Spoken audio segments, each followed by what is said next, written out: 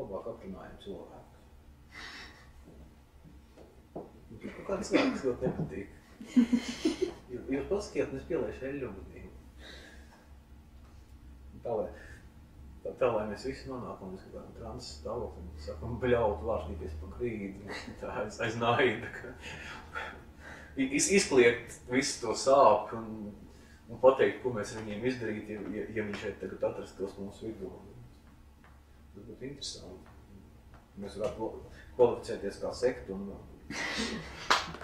kā visas sektas vēlāk arī būtu kaut kādu labumu iesaistot jaunus locekļus un viņiem ziedojumus. Jo nekad nevajag aizmirst par pašlabumu. Es jau arī tā ideālistiski varu pārtarot par Neglīto Pārdaugavu, kur ir šī trūcīgā, nepievilcīgā, nolupusī Pārdaugavu, bet arī tas savā ziņā tomēr ir merkantīli, jo es taču no viņas gūstu labumu, gan ne materiālu labumu, bet kaut kādu estētisku labumu. Es esmu ieguvējis, esmu patērētājs. Nav jau tā, ka es tā pilnīgi neinteresētu skatītos un teikt, tā man vienalga. Par vietām runājot, vai ir kāda vieta Pārdaugavā, kur īpaši patīkami, piemēram, lasīt grāmatu, vai tu lasi tikai mājās? Pirmkārt, ņemot vērā to, ka es jau entos gadus strādāju normāli darbu laiku, es aizmirsis, kā tas ir kaut kur iziet ārā un palasīt. Gadus 20 darbu, ka varbūt esmu tā uz solis sēdējis un lasījis kaut ko. Otrkārt, tīri fizioloģiski, nes kāpēc vislabāk lasās guļus un mājās. Bet ja kādam ir vēlme, es varētu ieteikt,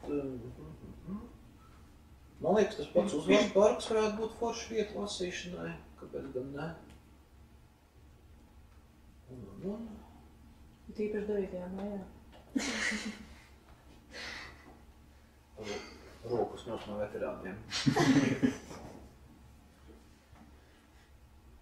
Bet, ja gribat kašķieties, tad sākiet paceliet nacionālajā jautājumu. Lasīt, jā. Es nezinu, kā lasīt, bet kaut kad nesen sanāca pasēdēt vietā, kur es mūžīgi skraidu garām, jo tad arī tais Priedēs, kur es dzīvoju, es jau tur nesēžu izņemot tāls pagrabiņu vai tālāk esošo berlogu. Uz ielas es nesēžu gluži pārējo laiku, es pavadu mājās, un visam pārējiem es paskrienu garām tā ar acu skatliņiem piefiksēju, ko gūstot šos iespējas. Bet jā, mums tur ir tāda forša ķīniešu ēstuvīte pāri ielai. Un es aizgāju mums ar sīviņu paņemt suši, viņi teica, ka būs jāpagaida kā pusstunda, laiks silts, stilmaņi pusstundu, iet atpakaļ uz mājām, un tagad ko atpakaļ, neinteresanti, ne. Tad tur ir tāda pie draugām vajag forša plata palodzes, kuras var kārtīgi izsēsties, pēc pusstundu sēdēju tur un skatījos. Skatījos, kā cilvēki iet uz māksiju, skatījos, kā cilvēki iet uz frizētavu, kur ir apvienot ar second-hand vienās telpās, un tad es sēdēju un minēju, uz frizētavu, second-hand, šitas uz second-hand. Vai nu vēl visādi,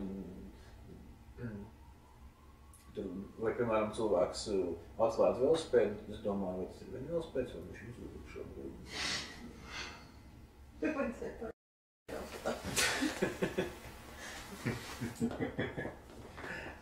Ņemot vērā, ka viņi visi lietoja atslēgas un pietiekami veikli ar tām atslēgām darbojās, tā atslēga apgriezās pēc pirmā mēģinājuma, nebija tur tādas